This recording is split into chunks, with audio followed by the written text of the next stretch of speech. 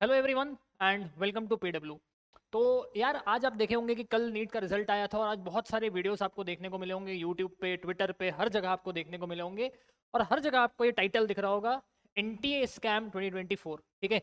बोलने के लिए एक बड़ी अजीब बात है कि एक ऐसी संस्था जो हमारे लिए केवल एक ही काम करती है, एग्जाम करवाना और उसका रिजल्ट देना। ठीक है।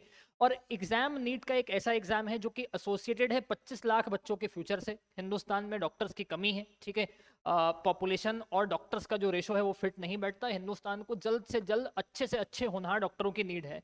इसी चक्कर में बहुत सारे बच्चे अपना एक सपना रखते हैं डॉक्टर बनने का, और जब ये सपना रखते हैं तो उनके सपने को साकार करता है नीट का एग्जाम। ठीक है।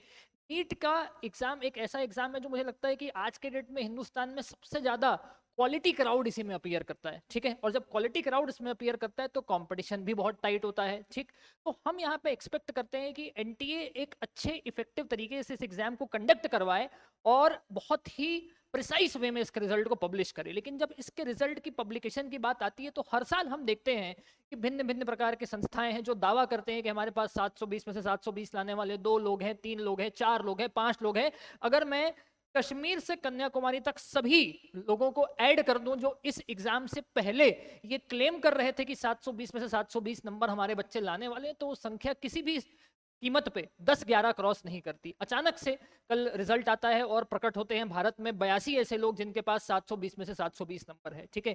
अचंभा यहाँ पे खत्म बिल्कुल नहीं होता है। जब अचंभे की बात आती है तो हमें समझ में आता है कि यार 720 में से 720 लाने वाले लोग तो 82 हैं, लेकिन जो इंटीजर होल नंबर का कंसेप्ट है वो कंसेप्ट ही गड़बड़ा गया। वो कंसेप्ट ऐसा गड़बड़ा गया कि अगर कोई व्यक्ति नीट में 100% क्वेश्चन सही सॉल्व करके आता है तो उसे 720 में 720 मिलता है। अगर कोई व्यक्ति सारे क्वेश्चन सही करे, एक क्वेश्चन छोड़ दे, तो उसको 716 मिलता है। अगर कोई व्यक्ति 720 नंबर का पेपर अटेम्प्ट करे और केवल एक क्वेश्चन गलत करे तो 715 नंबर मिलता है। माने ये संभावना केवल इसकी है कि 720, 715 और 716 नंबर ही एक व्यक्ति के आ सकते हैं। लेकिन 718 और 719 के कल दो मैजिकल फिगर प्रकट हुए। ठीक है। जब इन दो मैजिकल फिगर को देखा तो एनटीए के ऊपर बहुत सारे केस हुए, सुप्रीम कोर्ट में सुनवाई हुई, और उसके बाद फिर एनटीए की तरफ से केवल एक ट्वीट कर दिया गया और ट्वीट में यह कह दिया गया कि भैया 718 और 719 नंबर भी आ सकते हैं क्योंकि हमने कुछ विशेष बच्चों को ग्रेस मार्क्स प्रोवाइड किया है, और इस ग्रेस के एडिशन सब्ट्रैक्शन से जो ये कुल संख्या है वो 718 या 719 पहुंच गई। समस्या की बात नहीं है। अगर आप किसी को ग्रेस प्रोवाइड किए हैं तो ग्रेस हिंदुस्तान के हर बच्चे के लिए वैलिड होना चाहिए, वो ग्रेस हिंदुस्तान के हर सेंटर पे वैलिड होना चाहिए, और उस ग्रेड का क्राइटेरिया जो है वो क्राइटेरिया भी सबके समक्ष रखा जाना चाहिए। लेकिन क्राइटेरिया क्या रखा गया, कैसे रखा गया, किसी को नहीं मालूम। केवल एक शब्द कह दिया गया कि भैया जिन लोगों का सेंटर पे टाइम वेस्ट हुआ है उन सभी लोगों को ग्रेस नंबर दिया गया है, और इस ग्रेस नंबर की वजह से 717 और 719 नंबर, 718 नंबर आ रहे हैं। चलिए कोई दिक्कत नहीं, आपने ग्रेस दिया भैया, ऐसा हो गया।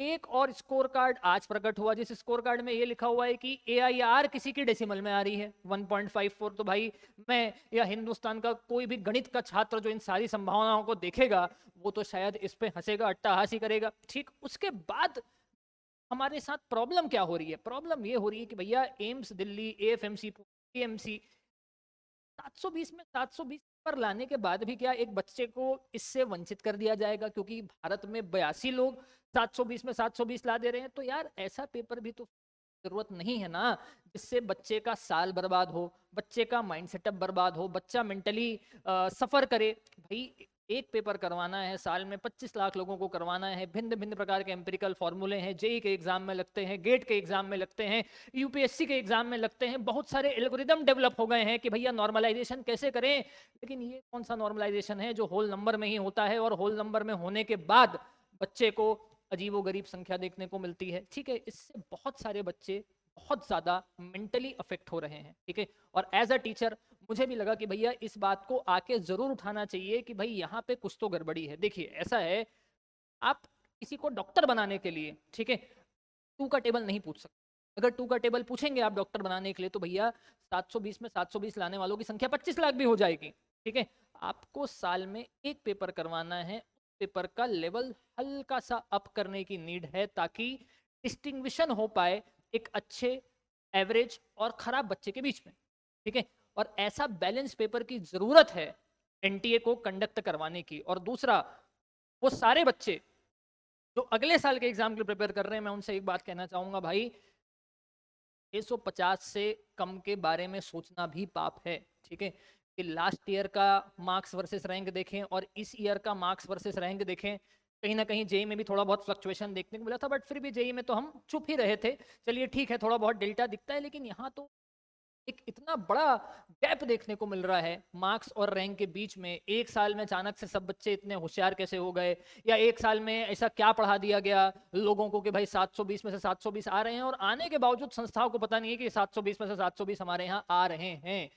किसी भी प्रकार की भ्रष्टाचार की संभावना अगर इसमें है तो भी ऊपरी लेवल पे लोग बैठे हैं, शिक्षा विभाग में जो लोग बैठे हैं, सबसे सरकार से हम अपील करते हैं कि भैया इसका एल्गोरिदम आप जल्द से जल्द सॉर्ट आउट कीजिए, क्योंकि ये 25 लाख बच्चों के सपनों का सवाल है, 25 लाख बच्चों के माता पिता के सपनों का सवाल है, और उससे ज़्यादा हिंदुस्तान का सवाल है, क्योंकि भाई हमारे यहाँ हमको जल्द से जल्द अच्छे डॉक्टर्स की ज़रूरत है, और अच्छे डॉक्टर्स की फौज खड़ी करनी है तो एक आपको अच्छा एग्ज़ाम देना पड़ेगा, ठीक। तो इस एग्ज़ाम के ऊपर मेरे हिसाब से मुझे लगता है कि हर एक टीचर के हिसाब से विचार करने की नीड दोबारा है एनटीए को, कि भाई ये एग्ज़ाम कितना जायज़ था, कितना गलत था और कितना सही था।